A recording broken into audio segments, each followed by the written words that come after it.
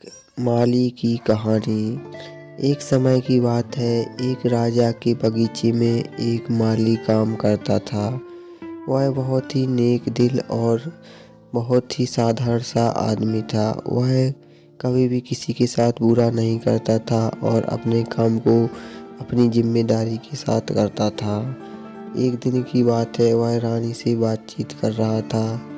तभी जाकर राजा आता है और माली से बोलता है कि सब लोग प्रणाम कर रहे हैं, तू मुझे क्यों नहीं प्रणाम कर रहा है। तो माली ने कहा, मैं अपना काम पूरी सही तरीके से करता हूँ। अगर मैं आपको प्रणाम ना करूँ तो इसमें क्या गलती है, क्योंकि मैं अपना काम तो पूरी ईमानदारी से करता हूँ।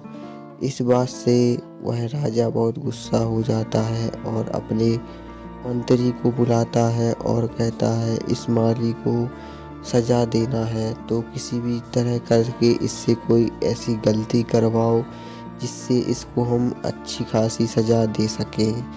तो इस बात को मंत्री सुनकर राजा से कहता है, ठीक है राजा, आप जैसा कहें वैसा ही होगा। तो राजा बहुत खुश होता है। माली एक दिन कुछ लेने के लिए गेट से अंदर आता है। तभी जाकर उसे पहरेदार वह देने से मना कर देते हैं, क्योंकि माली को कुछ देने से मना किया गया था। उसे कुछ भी खाने पीने की चीज़ें ना दी जाए। इस प्रकार माली बहुत दुखी होता है और राजा के पास जाता है। लेकिन राजा के पास पहले से उसकी रानी आई थी, क्योंकि राजा से उसको शिकायत करना था कि जो आप माली के साथ कर रहे हैं वह गलत है। क्योंकि रानी बहुत ठीक थी और राजा बेकार आदमी था, वह अपने घमंड में ही रहता था।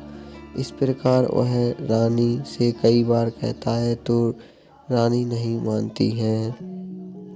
इस प्रकार वह लोग राजा उसके पास जाते हैं और मंत्री को कुछ सबूत दिखाते हैं कि उस माली से यह गलती हुई है। एक बच्चा जाके उस मंत्री को सुनाता है। तो मंत्री देखता है कि अब इस माली के लिए हम सजा दे सकेंगे, क्योंकि वह गलती की है उसने। इस प्रकार वह राजा को सारी बात बताता है और कहता है, इससे यह गलती हो चुकी है, अब हमें से कुछ सजा दे पाएंगे। तो इस प्रकार वह राजा के पास जाता है और सारी बात सुनाता है। लेकिन गलती से राजा की टेबल पर उस मंत्री से कुछ पानी गिर जाता है, इसलिए वह राजा और रानी बहुत उससे क्रोधित हो जाती हैं। इस प्रकार वह दोनों फिर जाके खुशी खुशी बगीचे में वह माली खुशियाँ मनाने लगता है, क्योंकि वह मंत्री ही बहुत खराब आदमी था। वह सारी गलतियों का पश्चाताप करता था।